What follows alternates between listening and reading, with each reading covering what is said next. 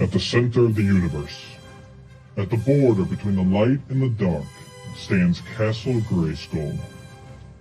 For countless ages, the heroes of Grayskull have defended the universe against the forces of evil. Walk through the Hall of Living Pictures and learn the history and mystery of the Masters of the Universe. Dive deep into the mythology of Eternia, Etheria, and more. For those who know the stories of Grayskull will come the power. The power to be supreme. The power to be all-knowing. The power to be Legends of Grayskull.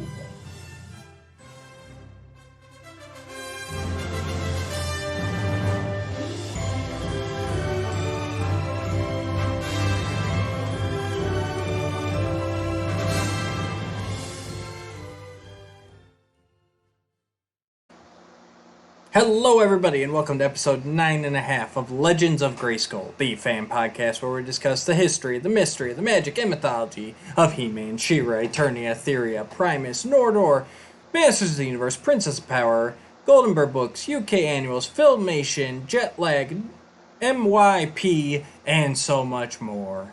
I'm Matthew Duch. I'm here with Shawn Scavarna. Shawn, how are we doing tonight?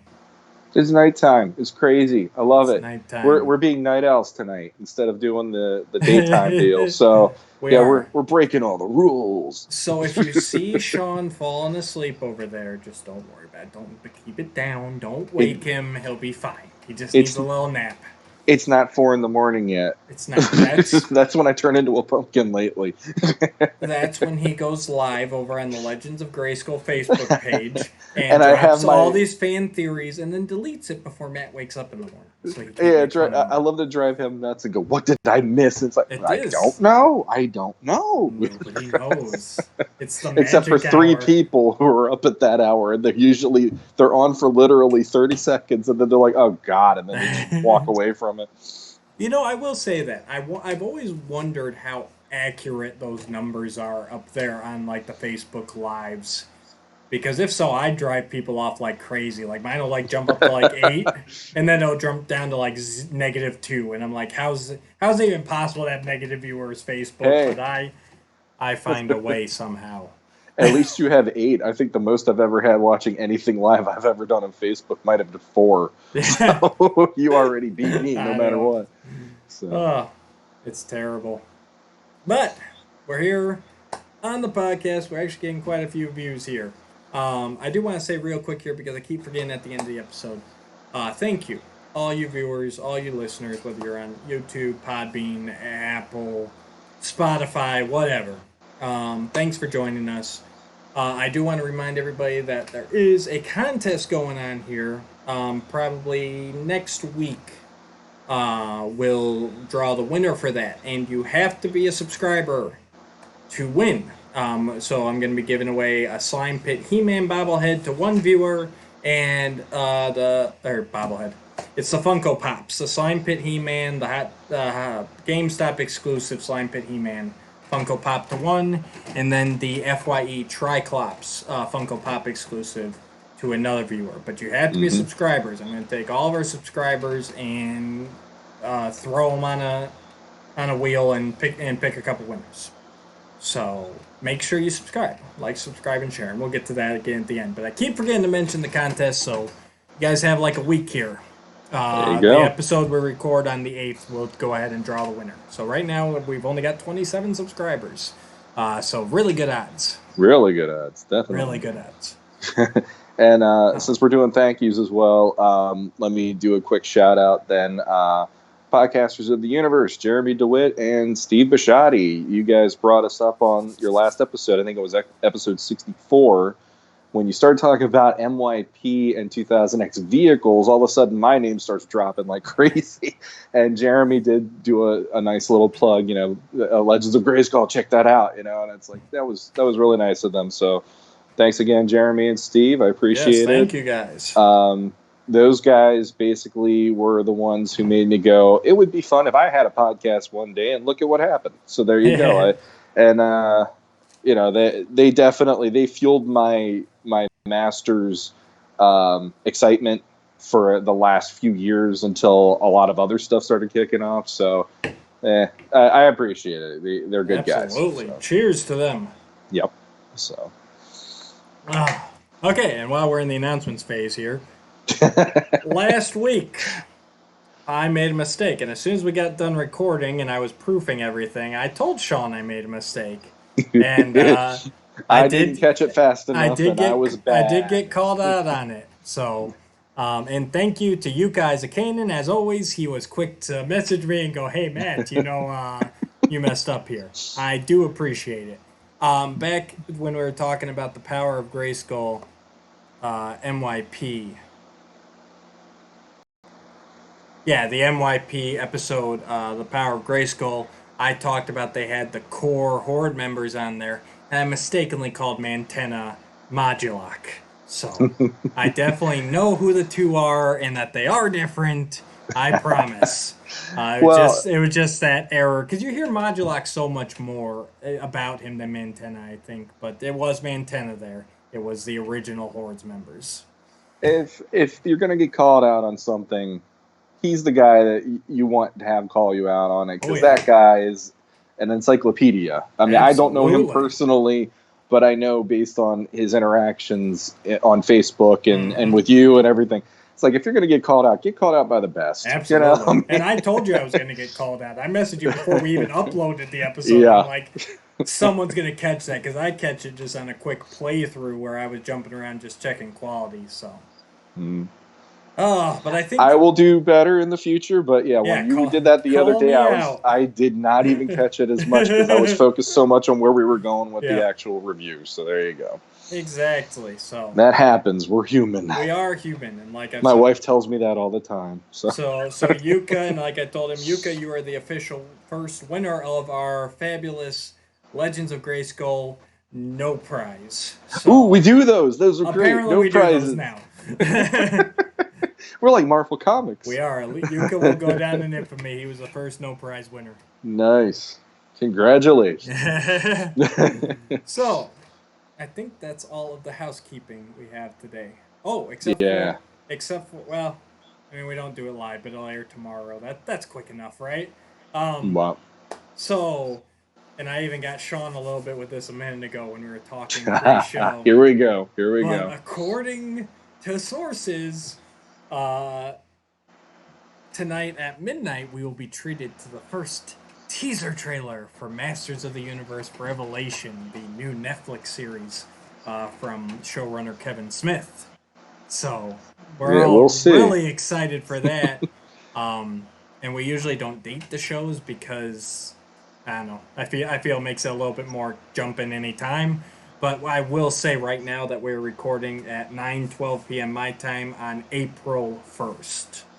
So yeah, and that makes it. And actually, something I was going to ask is midnight. What time zone? Because if it's midnight Eastern, okay. If it's like if that's a vague thing, then I'm up till what 2:30 in the morning. Easily. This thing today. Well, you're East Coast, so you could be up till 3 in the morning easily. If it premieres Pacific time or whatever, yeah. So the odd time with the date, and it's just a blog Facebook page that's posting it. It being April 1st, but you know, maybe stranger things have happened. But I'm not holding my breath. Well, here's what I'll do. Here's what I'll say. If it does happen, I am happy because I will still be up, I'm sure. I will go and do a live after it happens and premieres. There you go. And if others, and granted, this is going to be posted way after this event, but if anybody joins me to talk shop about it, that'd be great. If that does not happen, as in I don't go live, you'll know why. I didn't see it. So it's just that simple. By the time this airs, we'll know. But like I told Shawn before it started, I don't trust any news that comes out this day, even if it proves to be accurate. I will, if they're still saying something's gonna happen on April 2nd, then I'll start listening. But April 1st in today's social media world, news means nothing to me. Give it about 48 hours, and if it actually does still hold up, there you go. Now watch. Someone's probably gonna drop something tonight. Like at midnight, they'll just like put something on YouTube, like Master Universe Revelation trailer. It'll be like some dude just like sitting on his couch playing trombone or something. No, I'm just thinking it'll end up being like an animated GIF of the actual poster, but they made it that the lightning is flashing, and they're like, "It was a teaser," and I'll It's be a like, teaser. "Really?" Yeah. Maybe they'll have a It was couple. an animated GIF. There's a difference. They'll have a couple classics figures or something, and they'll just be. Doo, doo, doo, doo, doo. Yeah, that would be at least that would be entertaining though. I'll give them that. That So. would, and it'd probably get like 1.7 million views in like an hour. Yeah, So and it'll go on every news media outlet. They're going to make an animated series out of somebody playing with their toys, and that's how right? I'll just be sitting there going, "This is not helping us right now." It'll be a BuzzFeed article. 10 things we now know about Masters of the Universe Revelation. It's The filled with person action figures. the person animating it does not have a complete collection. That's what they'd say if I tried, because there's definitely figures missing on my shelf, but I got enough that I could do some damage. I think. No, So. you could put together a pretty good roster there. So we Where's will. Spike? He didn't show up yet. I'm waiting for eBay. So That's anyway. when you do all the stuff like they're talking like off screen, like you got your Beastman figure like right off camera, like, "Hey Spikor, how's it going over there? Oh, you're almost done? Okay, Spikor! good." Spikor! Skeletor wants us to do something. I'm on my way. I'm in the bathroom.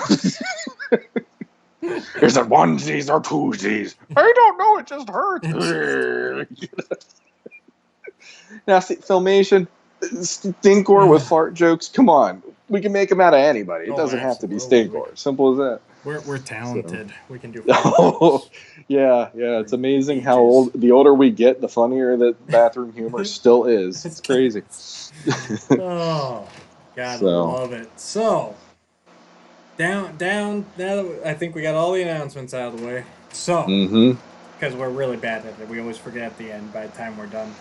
So now our discussion. This is our big discussion episode here. I really like these. I like pushing Shawn out of his comfort zone. He likes pushing me out of mine. And I think a lot of times you get so bogged down in the He-Man, Teela, Orko, Man-at-Arms, Masters of the Universe storyline. You know, it's good to kind of flex your mind muscles about some of these sub-characters, these side characters, or even just what's going on in the world of Eternia, Etheria, whatever, beyond this, you know? You know, you really, I mean, we got a compendium this thick of people, places, spells, locations. There's so much story to tell beyond He-Man, you know? So, and I think, Shawnee, you even said a little bit about that, you know, you kind of dipped a little toe into the vast waters of really digging deep into some of this character stuff, right? Oh, it was interesting last night. Your roster has forced me to dig deep on this episode, and the digging deep has only made me go, holy crap, the amount of stuff that I don't know about Masters is ridiculous. And it made me go, at least I'm expanding my horizons by doing this. So, right. Yeah. No, it is. It's vast. I mean, you've got the experts around the country, around the globe. That, you know, that when we bring up all the time, James Etok, Daniel Galerta, you guys, I mean, and so much more. I could sit here for a half hour listing everybody I even know. I mean, the credit pages on these Dark Horse books are a page long. It's crazy, but. You know, still, no one knows everything. It's impossible. There's too much out there. There's too much conflicting. There's too much everything. But basically, it's just, and, you know, Shawn and I both like doing this. We've done this about other things outside of even these, about just spitballing story ideas. And, you know, what we did our B team discussion. If you guys haven't checked that episode out, that was around episode 6 or so. Also has a Space Ace bio. If you're looking on YouTube, that'll be the title card. But yeah, we love doing this. We love thinking of these alternate story ideas, these one shots, whatever. So for this time, if you missed last episode, we each picked 3 characters to give to the other person, and that person had to come up with a story idea. So Shawn pushed me a little bit outside of my comfort zone. I pushed him a little out of his. So you want to go? You want to go first or second, Shawnee? I'll do first. You want to do first? Okay. Yeah, let's see how I can do this So tonight. I gave Shawn the characters of Zor the Falcon, the Sorceress's bird form. Then I gave him Stan Lin from the Filmation episode House of Shakoti, who was the Royal Archaeologist Malakta's assistant. And then the villain that they were going to face somehow was Ninjor, the evil ninja warrior of Skeletor. So, Shawn, how'd you do? Well, let's see. I just got a message from the wife going, "Keep it down." So I'm going to try to buffer my voice here as best as I can. All right, so I'm trying to do the same thing though, although I think creeping up myself. So this is what it means to be a husband and father doing podcasts. It's horrible. All right, so basically, the story that I thought up is, Stanlin is now in a position where he would be the royal archaeologist, and Malakta is starting to take a step back. He's gotten older. This is, far enough removed from the Filmation that now Stanlin is the guy way. You made him an adult. All right, I like that. He's more of an adult. He's more cautious because of what happened to him previously. And but the big event that just happened that makes it that he's now in the spotlight in Eternia right now is the three towers have been unveiled. They have come back, and so it's like he is one of the first people outside of like the heroic warriors who gets to go and examine and explore these towers that have been never explored since ancient times. And because of the storyline, the Search for Keldor, there is that whole element of those happening, and then you have like He-Man, Clamp Champ, and they go and explore it with Randor and Sorceress, Scareglow, and Ninjor showing up with Skeletor. Sure. So I kind of added that into it, where it was probably around that time or a little after that time. And he's there exploring it. He's exploring it in the daytime because he's not an idiot anymore. Sure. But when he goes into the Viper Tower is where the trouble starts happening for him, because that's where the evil is all built up.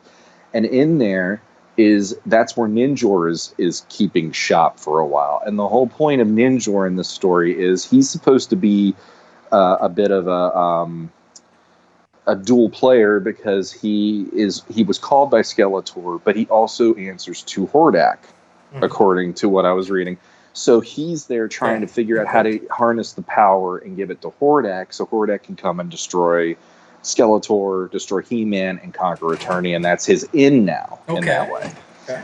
Well, with all this happening, and at this point, the other thing that I was thinking too is he's there exploring it, and because he's in this tower, he loses track of what time of the day it is, because once you get in there, and I don't know enough about the tower, I'm going to be completely honest, I don't know enough about the towers to even say I understand more than the Viper one is for evil, the Grayskull one is for good, the middle one is for like ultimate power. So that's all I understand about it. It's the neutral. Supposedly the good and evil forces. Yeah, they're combined or whatever. Yeah.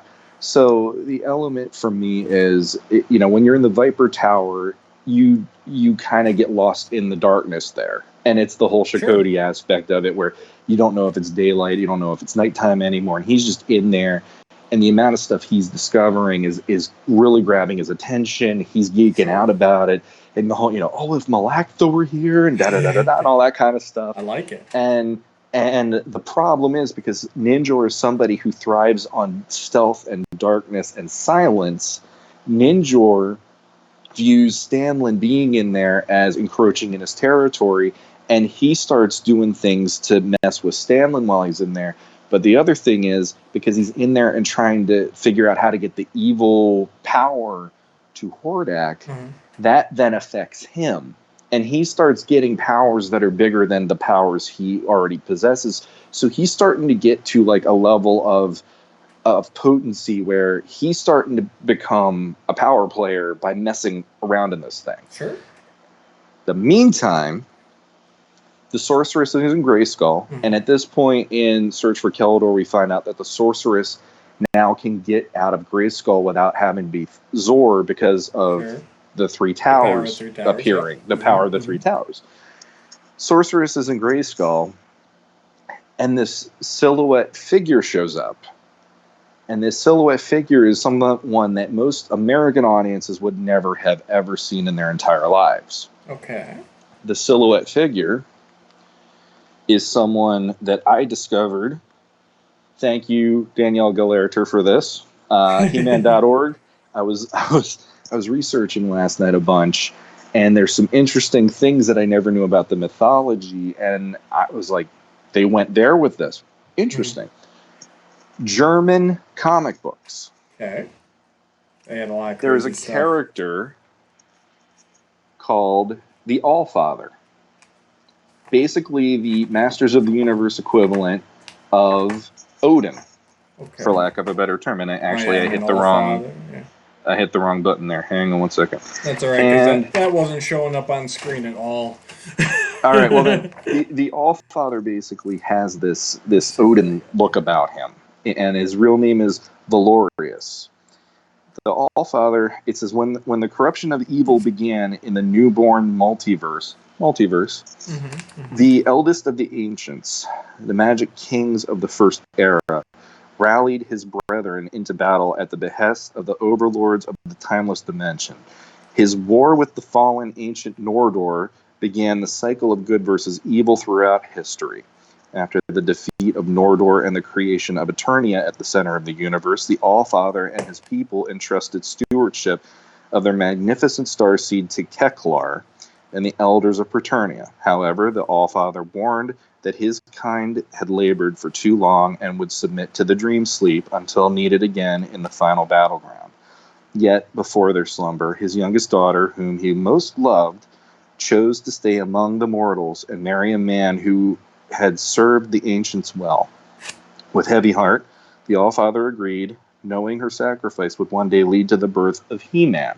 Now, this is an Eric Marshall unofficial bio.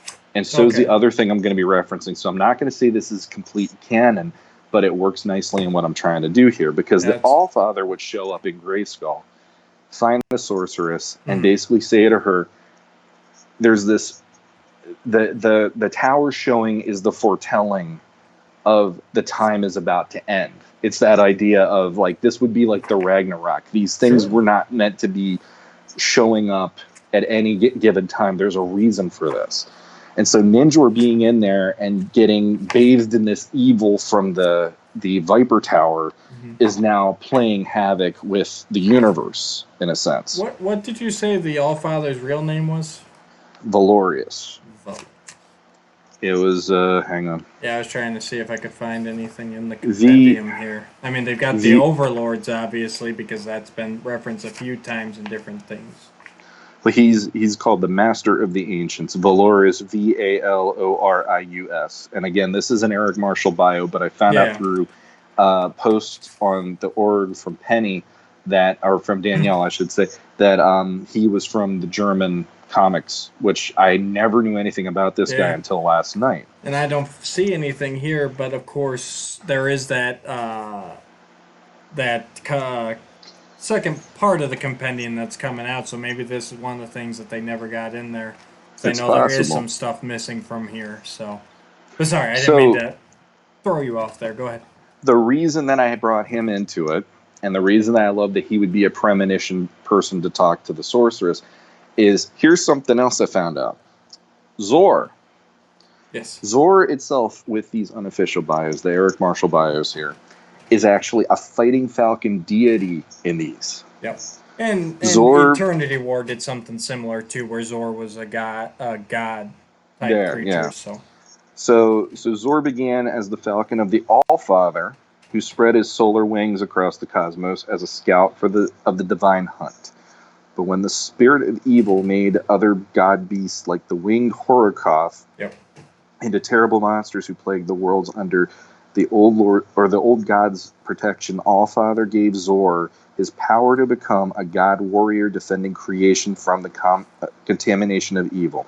Zor held a place of honor in the pantheon of Old Eternia. During King Grayskull's exploits, Zor reassumed his form as a falcon to watch over the Eternian champion. He later gave Grayskull's wife Vina the power to assume a similar form, a spell she passed down to other sorceresses of Grayskull. When the evil Skeletor tried to set loose the final ultimate battleground by unleashing Horikoth and Serpo, Zor returned in his warrior and giant forms to do battle with them at He-Man's side. So what I did was I liked the idea that would be the Allfather showing up and basically saying to the sorceress, you can leave these walls without being the form of Zor. Mm-hmm. I need Zor. Right. We need Zor. So he would actually turn the spirit that she's been turning into Zor all this time. He actually sets her free of that. And then he uses the spirit form that was his bird to go in and try to save Stanlin at this point, because the idea that now Ninjor is messing with this power he doesn't understand in there, then opens the door to, we need bigger help than even He-Man to try to stop this, because if we don't stop it now, it gets worse. So basically, Zor is not just the Falcon in the traditional terms. Zor is more of like a warrior god spirit, the way that I pictured it. And, you'd have Zor going in there because this is a deity versus it being a man. And even with the Starseed, He-Man did have like moments of, I could stop all of this and all that. And it's not that the Allfather doesn't trust He-Man. It's the Allfather looks at it as, my people are coming back because now this is getting urgent, that you guys have discovered this stuff, and now people are going to be trying to get their hands on it. It's power that no mortal should be able to even understand, all of that kind of stuff. Sure. And so basically, the idea is Stanlin is stuck in there, and he's getting he's basically being like a mouse in a maze again in this situation, not by his own doing, as in he's going in there against somebody else's rules, but he didn't understand what he was walking into, and now he's at the mercy of this Ninjor who's a powered up version of him and getting worse by the moment. And the potential of him getting killed is there. And then Zor is now coming in to actually try to stop Ninjor, and Zor also finds out Stanlin is in there. So it's the idea now Zor has to protect a human, and it's also playing around with that whole thing of, this is why humans should not be messing with this stuff, in that way. So I kind of dig that, but it unfortunately, my story paints poor Stanlin into the, I shouldn't have done it anyway, kid, again.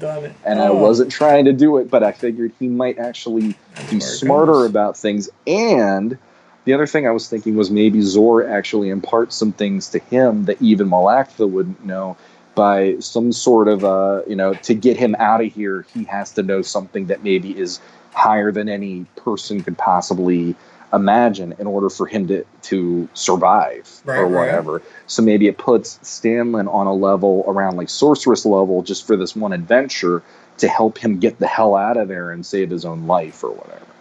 And then the thing that I liked is at the end of this, maybe Zor wasn't able to stop everything that's happening, and the idea that the Horde now knows that the ultimate evil power is awoken, and they're like, okay, we're gunning for this. The Snake Men know it's there too, because Skeletor and King Hiss combined together to help raise the tower.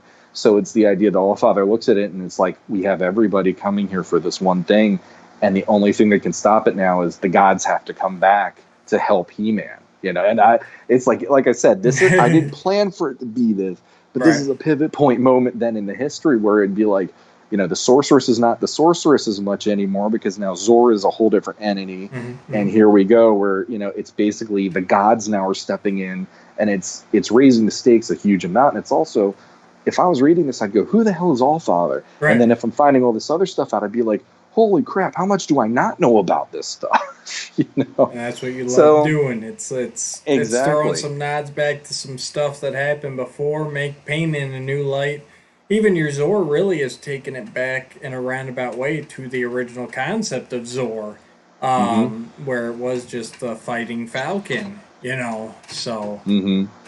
Yeah, I mean, Zor for me, like you threw that one at me, and like there's still elements I'd love to iron out, Yeah. but for the most part, like that would be interesting for me if I was just reading a comic and then out of nowhere this whole like one issue thing is all about, well, the sorceress is now getting visited by some guy, and it turns out this is like the ancient god that helped everything start. It's like, holy crap, Yeah. that's nuts. So, yeah, and you love that. You love seeing that history. You love to show me some yeah, history. I do. So But I like how you turn that. I do.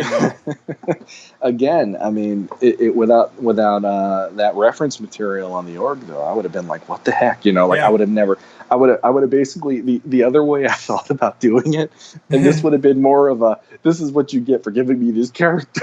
Was going to be, and the ending would have been a never-ending story with Stanley riding on Zor. Yay!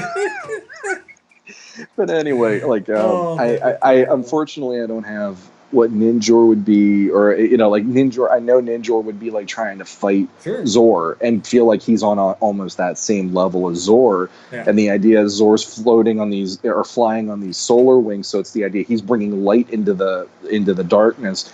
And the idea that Ninjor's like, but I am the darkness, because he would be a stealth guy. He'd function well in the dark. He'd be the stealth silent one. Mm-hmm. And I like the idea that Zor would probably have a bit of a run for his money there, because he'd be trying to choke him to death with the darkness, and Zor would be like using his wings to cut through things to try to get to to number one, stop him from using the power.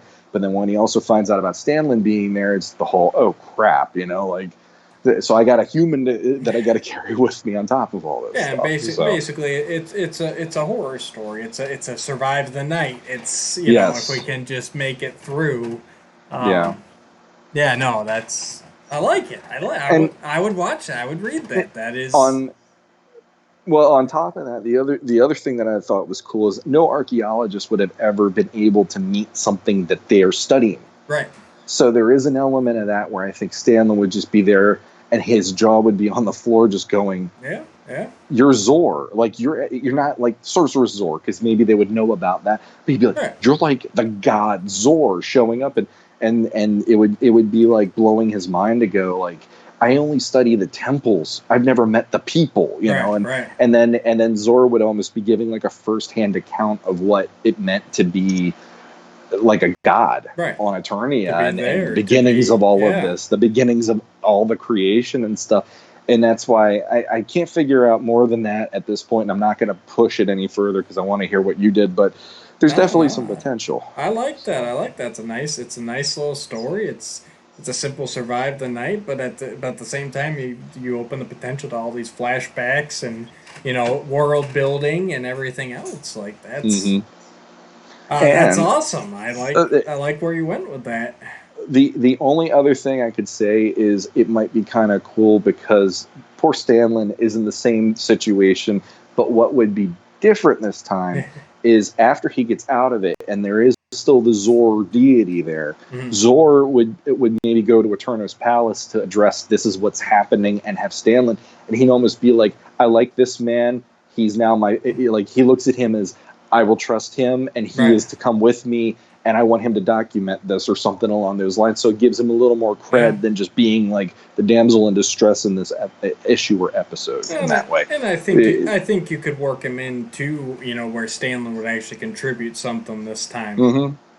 Even though I will say in the original episode when he was but a pre-teenager, like he rescued He-Man, Ram Man, and Battle Cat. Exactly. So he's got a pretty good resume. I don't care what people say about him.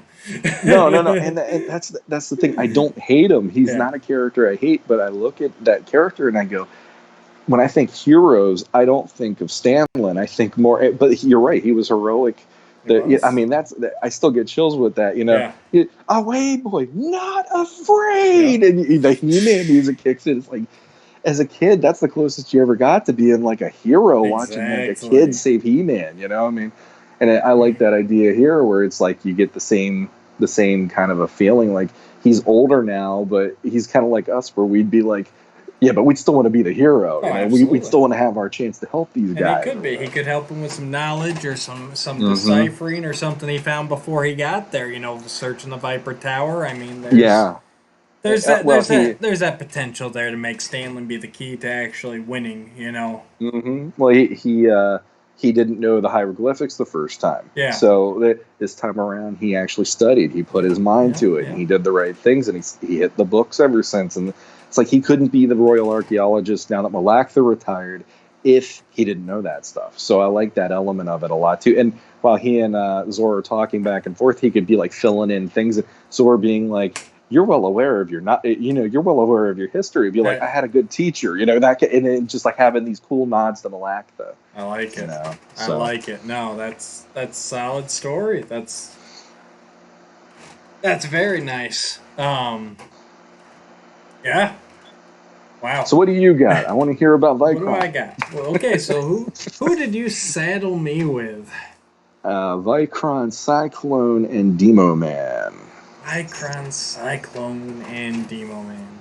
Now, he threw me the Cyclone. That was very nice of me. He knows that's one of my favorite characters. But he also knows how much I hate concept characters. Yep.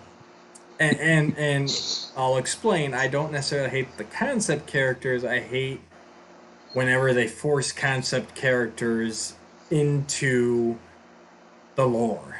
So I think, like I've said before, I think some characters could have just been released like, hey, this is prototype He-Man, or this is one of the prototype Skeletors, rather than actually trying to shoehorn them into the stories.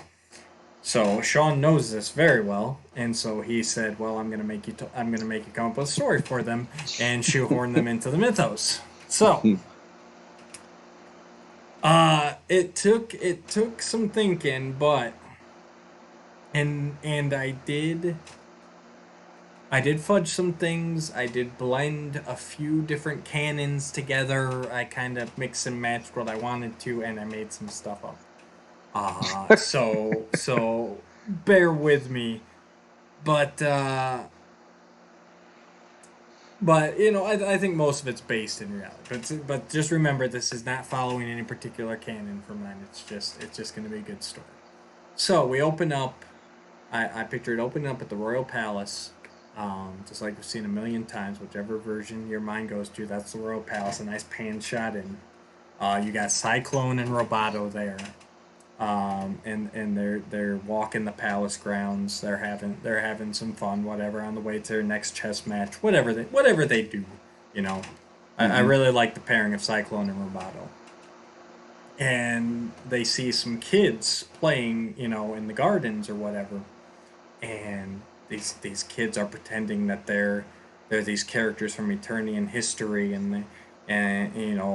one's pretending to be, Lord Cholo, and he's commanding the other ones like, oh, you will fight in my arena to the death, and then you will do this and that, and Roboto stops and it's very robotic. It's children, according to my databanks, you're inaccurate in your portrayal of this scene, and and Roboto goes on and explains to them kind of what actually happened with these pit fighters and stuff in not ancient Eternia, but in years past. And Cyclone, he says something about all pit fighters were just dumb barbarians who existed only for carnage and the joy of death in this or whatever. And Cyclone's like, well, Roboto, that's not always the case. And Roboto's like, what do you mean? And so Cyclone's like, all right, children, gather around. I got a story for you. And then we do flashback.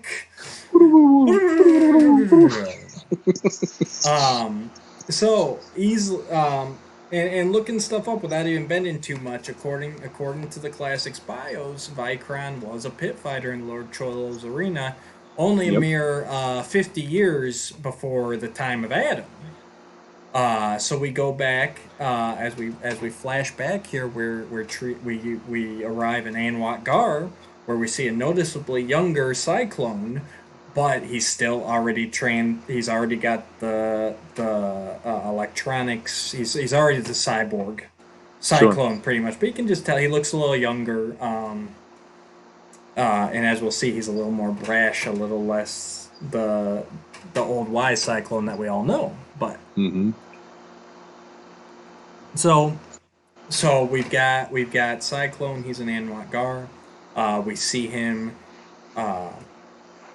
and we see him with his mentor, and his mentor's who I named Tornado, obvious reasons. And what Tornado was the original prototype name for Cyclone. Yeah. So he's talking to Master Tornado, and Tornado's talking to him about, you know, one day he will be, you know, the guardian of the temple of Anwat Gar, and he must protect the legacy stones and all this and that. And Cyclone, you know, he's half listening, he's half paying attention to other stuff. He's young, has some cute girls run by, whatever. You know, we're showing that this is a younger Cyclone. He's not as interested in his duty. He doesn't, you know, kind of almost a little Prince Adam-y. He's just kind of like, yeah, it'll be fine. No one ever bugs us. But basically, so we see a little bit of Cyclone in his everyday life, a little bit of him being carefree and brushing up against his master,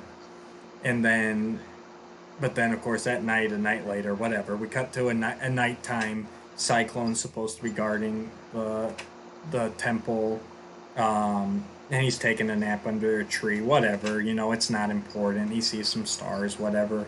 But then the next thing he knows, all of a sudden the temple is surrounded by these little flying bat creatures, and they're just swarming it, and he tries to get in, and they're blocking him. He's using everything he's got, you know, flinging his disc, spinning around, and finally he busts in, but just as he gets in there, they're taken off out a window, a couple of them with legacy stones. So he goes and he takes flight after them, and he's trying to catch him, but they got a pretty good lead on him already. So he's flying through the night. There's a whole group of them. He's attacking some, taking some out, but he can't get up to the lead two. Finally, as dawn's approaching, he finally gets up to them, and they're off the island now. They've gone over the ocean. They're somewhere in Eternia now, the mainland, and he fights them to the ground. But they're not giving up, and all of a sudden there seems like they're multiplying. There's more coming. They're getting reinforcements, and Cyclone's just getting the crud kicked out of him. Like he can't keep up, and he's out of energy. He's barely standing. As they just swarm around him and basically envelope him, and then at the last second before they finish him off, all of a sudden this guy comes through and just tears through him and just starts beating. You know, he's bashing and he's kicking and he's punching, and then we see Cyclone and he passes out. Wakes up the next morning sitting around a campfire, and there's this guy sitting across from him. He's, you know, what happened? And he goes, well, you took a pretty bad beating there. They got me pretty good too. They ruined a bunch of my armor that I had.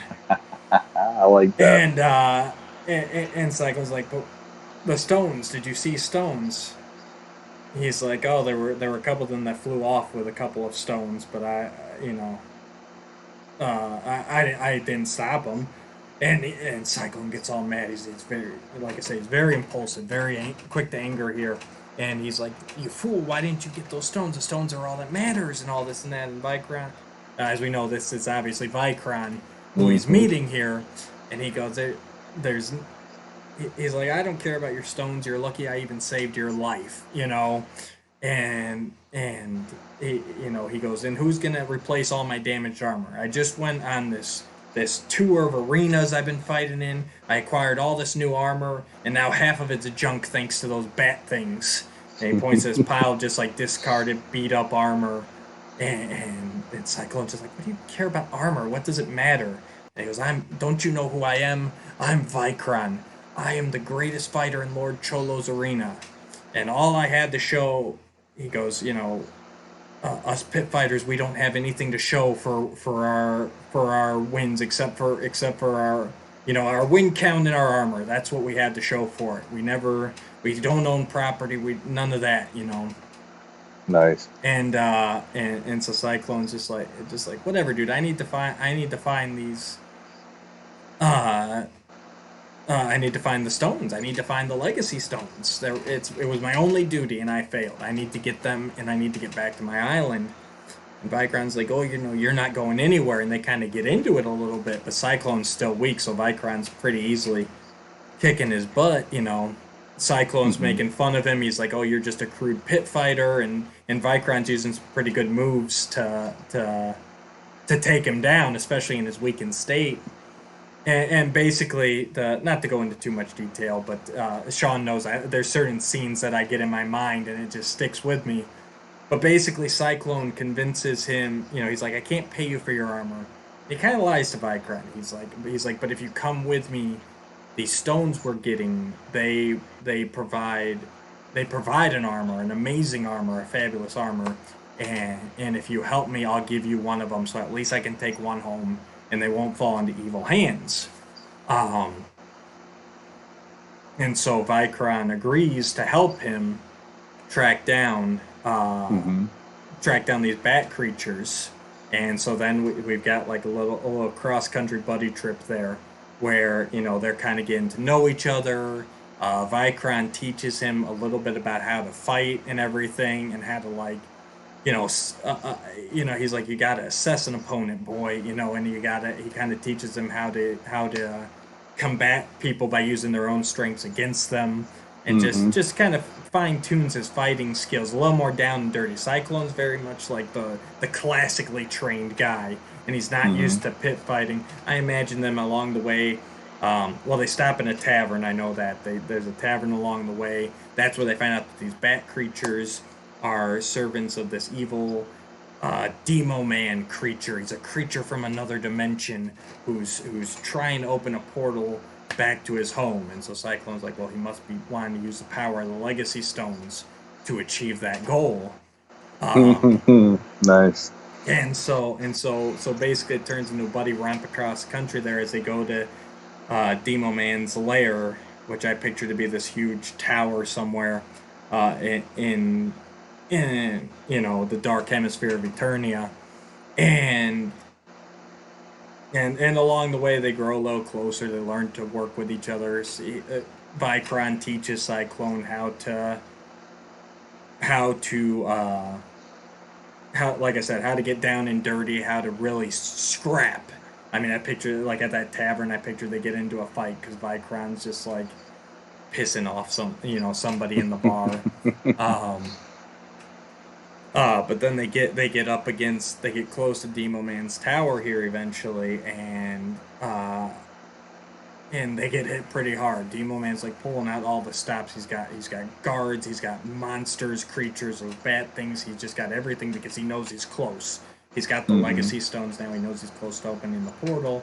So he's got, like, everyone's on high alert. There's a ton of things to fight through, and Vicron just looks at him and he's like, you know what, kid? He's like, I'm not doing this.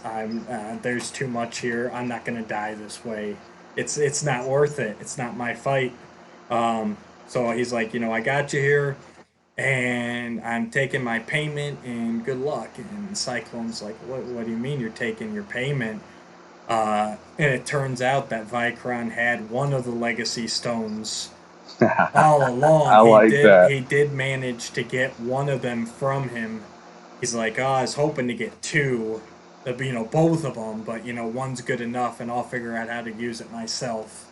And as Cyclone's just ticked off, he's like, I guess I was right. All you pit fighters are just, you can even have a little emulation at the beginning there. He's like, all you pit fighters are just crude barbarians who only care about winning, And so Vicron's like, whatever, and he takes off. And Cyclone, he feels bad enough. He's bound by the deal, so he lets him go with the one legacy stone. But he's gonna get the other one back because he knows bad things are gonna happen if Demo Man gets the gateway open. And so he starts his assault on the tower, which does not go well at all. He gets captured pretty quickly because there's too big of a force for him to overcome. And then basically you get your Han Solo moment coming up here. I'm a sucker for it I every was time it thinking of that. happens. I was I thinking know of that. I'm hitting tropes here, but I can't help it. It's so great when you think someone's done and they just come back. So Cyclone's being taken to the tower, and all of a sudden Vicron shows up, and the same thing. He just swoops in, beats up the Shadow Beasts or whatever. Let's do Shadow Beasts. That'd be cool. And the Demon Man's Hmm. got all these Shadow Beasts around the tower. He just beats up all these Shadow Beasts that taking Cyclone prisoner and taking them to the tower.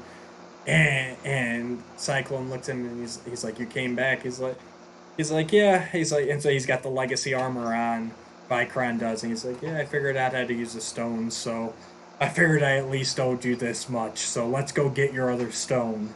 And Nice. and so they get into the tower. They assault the tower together. They make it up to Demo Man, who's just about to open the portal up, and they're fighting him. Demo Man's using that cutlass and that mace, that ball on the chain that you're used to seeing. That's amazing, and Yep. and they're all fighting and everything. And Cyclone ends up getting the other Legacy Stone, and he puts on the armor. So you got Vicron and Cyclone all powered up, going against Demo Man, and they end up Nice. forcing Demo Man through the portal himself, and then sealing it off.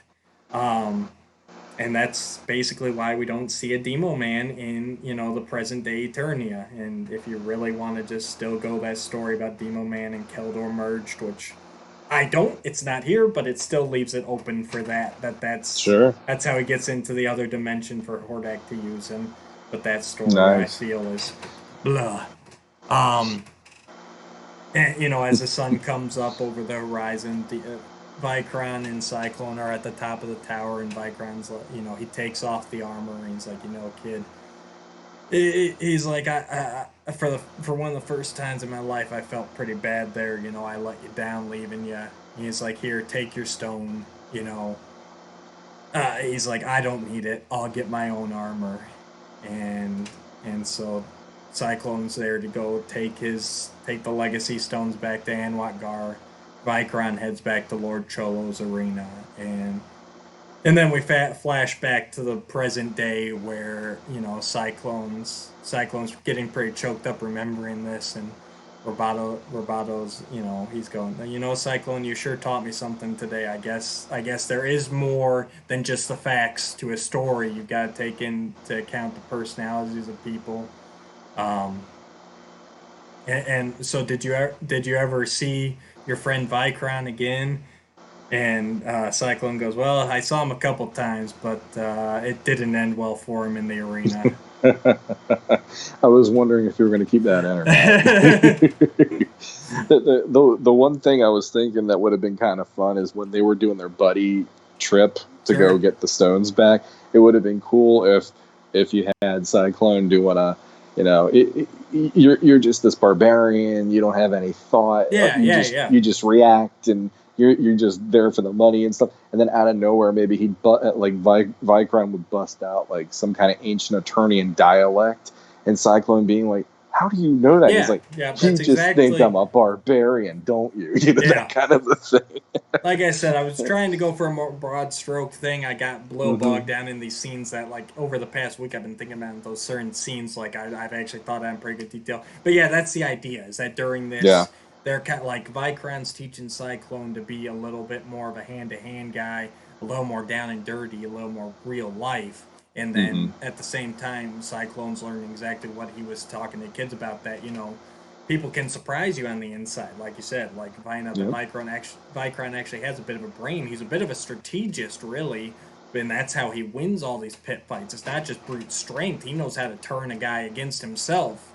If you got an overly big guy turning against him, and same thing. It's if he knows a second dialect, or it talks about his family and stuff, and his upbringing. Maybe he was raised at a bit of a higher station, and he chose to do this because it's what he's good at. It's it's like in Conan where he had to learn this stuff because I kind of picture he might travel around, so he'd have to use different dialects in order to rally the crowd or whatever. Yep, that's exactly what I did off the beginning there. Yep. So, I like that. That. Yeah, so that was actually, once I got going there, the pieces all just kind of clicked together pretty easily.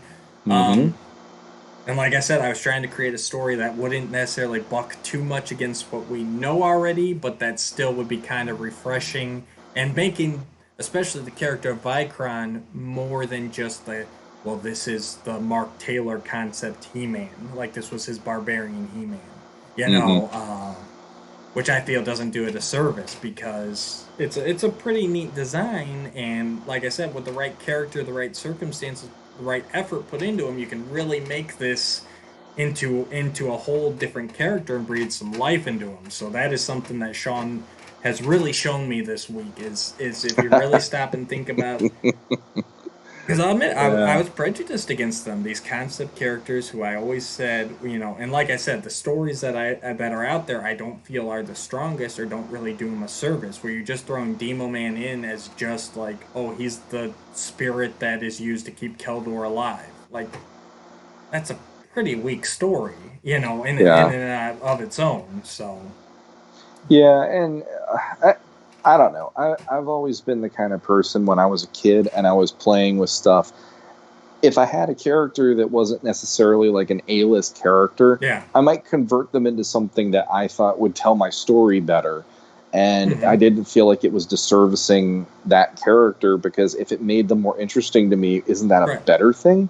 Then you're actually invested in them one way or the other. And like I did that tons with like Masters characters. I did it with superheroes even. It's right, like, okay, this might be, this might be this version of Superman, but in my version, this is why he's here and he looks like Superman or something, right. and so in that way, it's like Vicron to me, um, and the specific character that we've been talking about a ton in the last week, Yes, we which have. I don't know how far we want to mention that on the show or if we want to wait for that. But Yeah, probably there's not too much specifics, but yeah, we've been talking a bit. well, the thing for me is, Masters is always going to have the spotlight on He-Man. Right. And it's like it's like trickle down economics in a way. It's like hmm here's He-Man, and then everybody from there. Yeah. It's like you got your 8 backers, and then from there on, it's kind of just trickling down from there. And Right. it's like to me, yes, I love He-Man. He's a great character. He's a character that he has never gotten old for me. He's somebody that to this day, the minute I see a picture of He-Man, it just makes me smile and go like, I can think of adventures right off the top of my head that I would be Right. thinking of for that character. But then when you look at somebody like, say, Fisto, or hmm you look at somebody like Cyclone, then you take into the whole thing of, okay, then you have these concept characters that now we've Right. had in the classics line. It's like, I'd like to have some fun going, well, Yeah. how did they fit in versus being told how they fit in at this point? Because there's enough headcanon out there that everybody has their own opinions Right. nowadays. So, And it's like we said, it's a little more freeing. yes. The less there's known about a character, the easier it is to divert the storyline in new and interesting ways. Like a Mm-hmm. character with Vicron, or even let's say like Wondar or somebody like him. You could really play with with those concepts, and create some new interesting stories. That's why I think that's why I came up with the B team idea. That's been handed to me for years that we talked about in last month's discussion episode.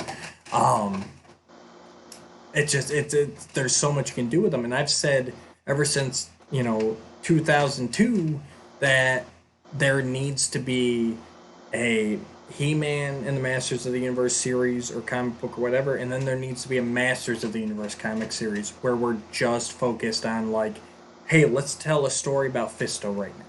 Then Mm-hmm. like the next arc could be about Cyclone or about Stratos or maybe like about Rio Blast and Extendar. Like you could take a couple of them, but just kind of focused on some of the individual masters because there's so many characters.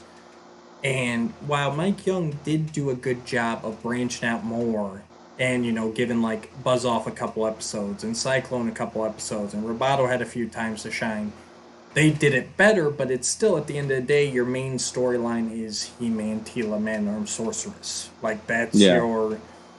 that's your main storyline. Everything else is just going to be like an episode here and there. So I think the franchise could easily support a secondary series that's following just all of the secondary characters here and there. It doesn't even have to be like, hey, let's stick with Fisto for 100 issues. It's Mm-hmm. let's do a 3-issue story arc, or even just like a single issue, just one mini comic style ABC storyline. It doesn't even have to be big epic arcs. And Yeah. that's actually one of the things I kind of toned down a little bit, actually. I know I rambled for a long time, but my original kind of story concept went even bigger and made it an even bigger thing. But I'm like, you know what? Let's parse this down. Let's say it's only like an issue or 2 issues or like one episode of the show. Like, what's something that we can do, like, a little more boom, boom, boom, Mm-hmm. rather than. Because, and like Shawn's brought up time and time again, you guys are sick of hearing it, so I'll say it this time.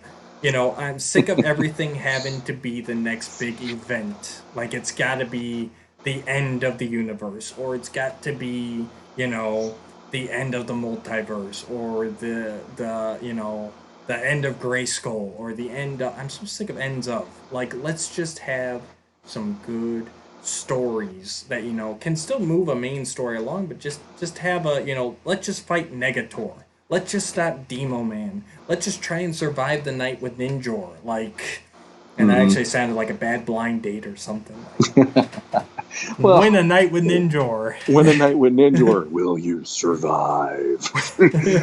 No, but that's the thing. Like, everybody wants to go to the ends of things. Like, I Yeah. mean, just to throw out in the last couple days, Mhm. Zack Snyder has made the rounds again, talking about Batman v Superman, and then Really? still lamenting over Why his won't he let Justice League that version. die? The guy only has that to his name anymore, that he wants to keep hounding on this thing. And the thing is, the reason that stories like that don't work is they're not earned. Right. And that's the biggest problem with that movie franchise in general. If you look at Man of Steel, Batman v Superman, and the Justice League, is that's supposed to be a trilogy. Right. How is that supposed to even work? That should have been a whole different thing. And people going to, okay, the end of Grayskull, the end of this, the end of the universe, and all that stuff. It's like, how is this earned?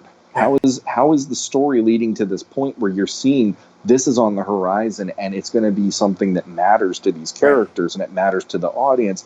If you're just starting out with that, it's not going to be even remotely compelling, because most people are going to go, I don't know these characters. Why Right. do I give a crap? If they die, they die. Like, Right. to quote Dolph Lundgren at one point, if they die, they die, and Yeah. boom, that's it. And it's like, at least, not to go off Masters again, but Marvel at least earned their Right. 10-year run to the point where you And were genuinely like, holy crap, Thanos, and and it took that long, and even though it did. we can still point out the things we were. I mean, it still wasn't perfect. It still wasn't No, where we no. thought it would end up. I think there is some room for improvement in Marvel, but at least, like you said, at least they earned it. They They made did. you care about the characters. They took their time. Mm-hmm. Whereas, yes, DC, they just wanted to be like, hey, let's do that in like 2 Let's do years. that in 3 movies. Yeah, it's like, and as Oh. much as I love it, and I know the fan base is pretty split on it, but Eternity War was the same way. I think that was one of the best Masters comic series, but the problem, same thing. The problem was there was not the backstory. I mean, you had to assume everything that happened up to that point, and people weren't ready for it yet. And I think that Mm-hmm. was the biggest backlash, because we jumped right into the story, and the next thing we know, everything's dying, everything's getting destroyed, everything's getting changed. If that had been like, if that was the end of like a 5-year run, like That would have been a hell of a it run. would have been a hell of an ending. Like building Mm-hmm. everything up and then coming to this point, and it would have been universally celebrated, I think. And like I said, I still enjoyed it. I think it was really well done.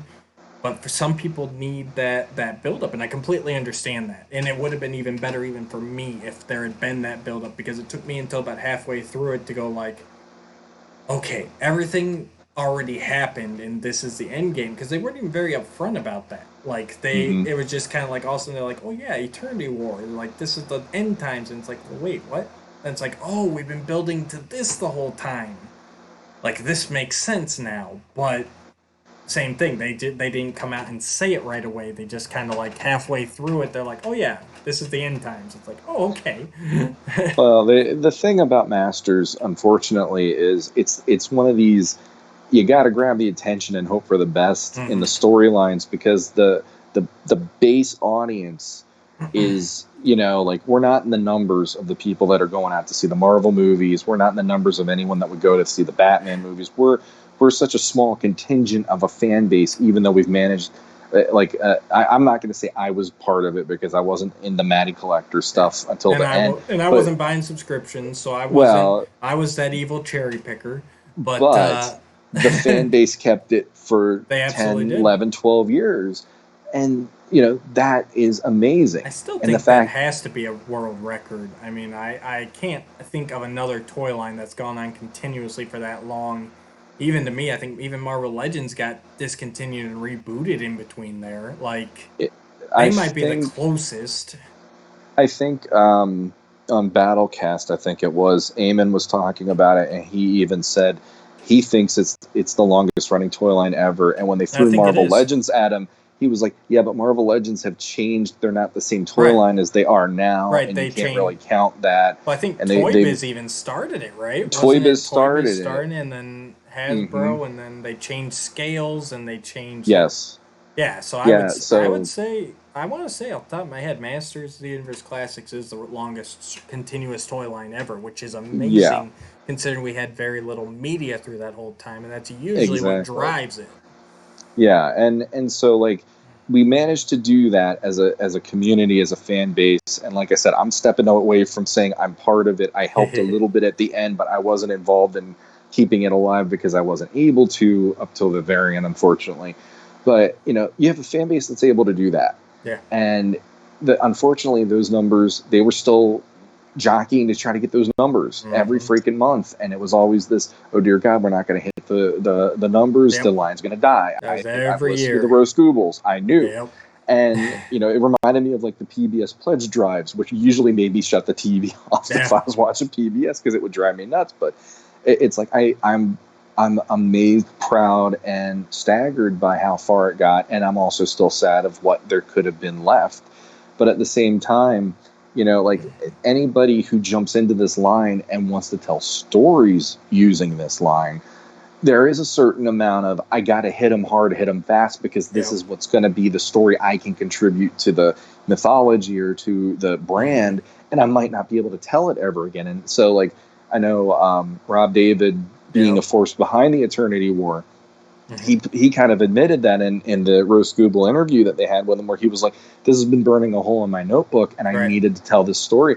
It's like, I don't begrudge him that, because my God, if somebody said to me, Shawn, we don't know you, but we'd like you to do something for this, and I'd just look at him and go, and then I'd be like, well, I want to do this, and it would probably be something where, again, Attorney is in the whole world's in peril, and I want to tell this crazy story where it's showing He-Man flexing his muscles in a really huge way, where it's like, this is why He-Man's He-Man.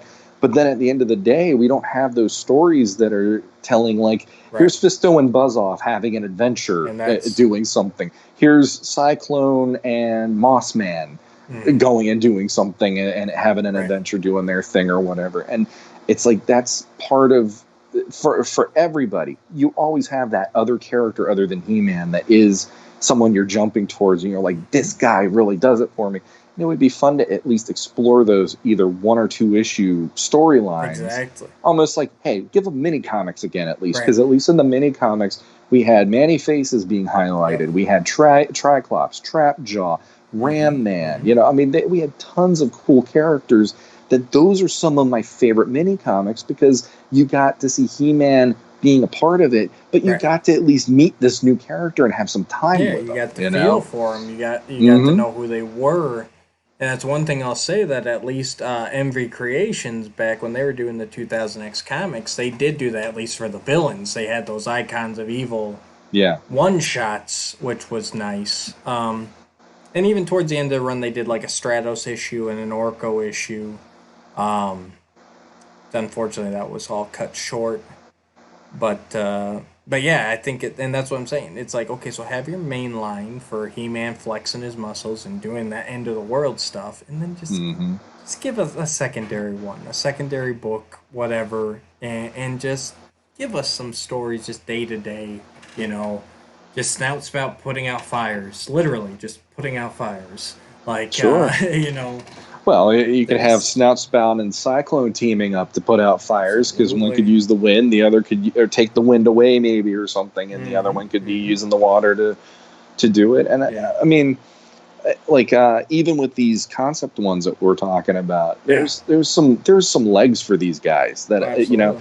I mean, part of the fun of Masters is half the time you turn over a rock and there's someone you didn't even know was in the mythology. I didn't know about the Allfather until you had me do the 3-character thing this time. And I remembered seeing the Zor idea, but then I'm like, oh wait, I can put that in here, you know, and all this stuff. And it's like now, I'm not gonna lie, I would have loved to have that version of Zor on my shelf. That would have been amazing to have on my shelf, to have this like freaking here's like the warrior Zor showing up with, you know, battle armor and everything. So that would be awesome.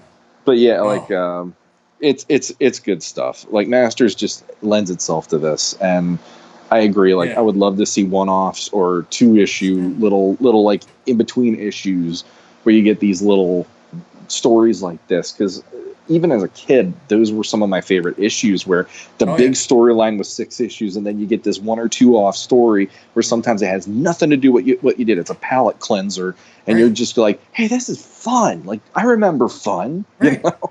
That's it. It's like not everything has to be the death of everything, the doom of everything. Sometimes you just want to see, you know, Buzz-Off fighting Clawful to, you know, rescue a village from his evil grip. I mean, that's just, you know, you got all these characters, use them already. Definitely. So, hopefully when we see that teaser trailer from Kevin in a couple hours here, hopefully he'll have a pretty good variety of cast. So. It is 11:16 by my iPad clock, so in 45 minutes we'll see what happens here.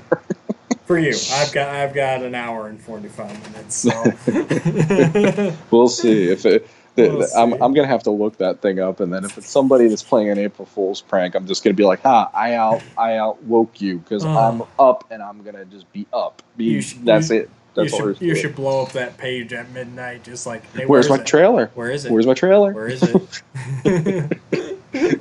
And all of a sudden Kevin Smith's getting all these Twitter messages from me and be like, I was told that you were going to give me something. Where is it?